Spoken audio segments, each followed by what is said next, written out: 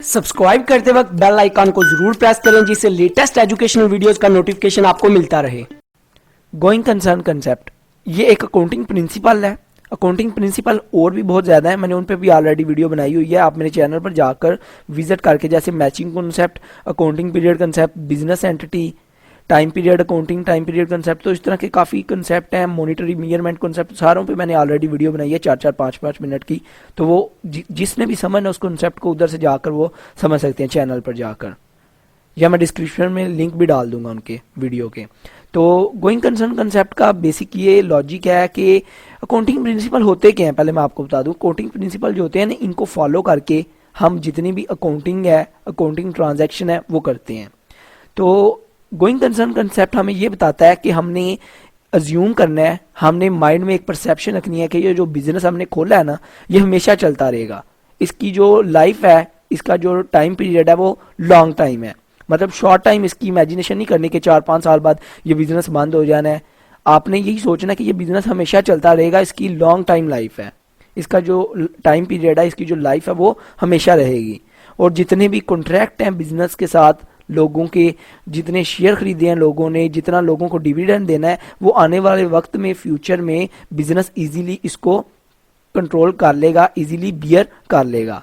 तो ये कंसेप्ट हमें ये बताता है।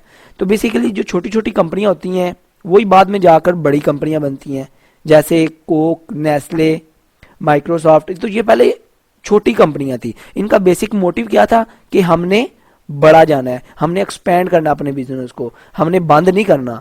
इन्होंने अब खुद ही माइंड में एक रखा हुआ था कि हमने जो हमारा जो बिजनेस है इसकी लॉन्ग टर्म लाइफ होनी चाहिए। हमारा ये नहीं कि हमने 5 साल बिजनेस किया तो चलो बंद कर दिया। बेसिकली कुछ लोग होते हैं छोटा बिजनेस करते हैं 5 साल के लिए, 5 साल के लिए उनका मोटिव होता है कि पैसे आएंगे, लोग इन्वेस्ट करेंगे, फ्रॉड करके तो हम भाग जाएंगे।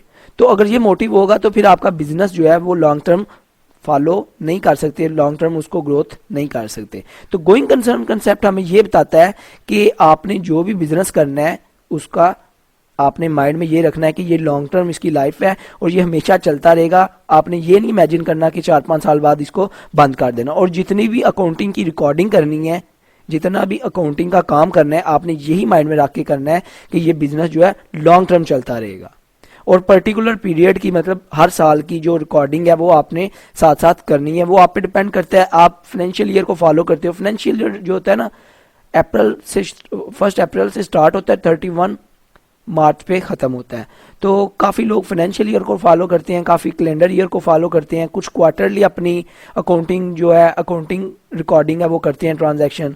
तो वो आप पे डिपेंड करता है। तो बेसिकली आपने क्या करना है, आपने माइंड, ये कंसेप्ट हमें बताता है कि आपने अपना बिजनेस जो है इसका जो लाइफ पीरियड है वो हमेशा के लिए रखना है, लॉन्ग टर्म रखना है।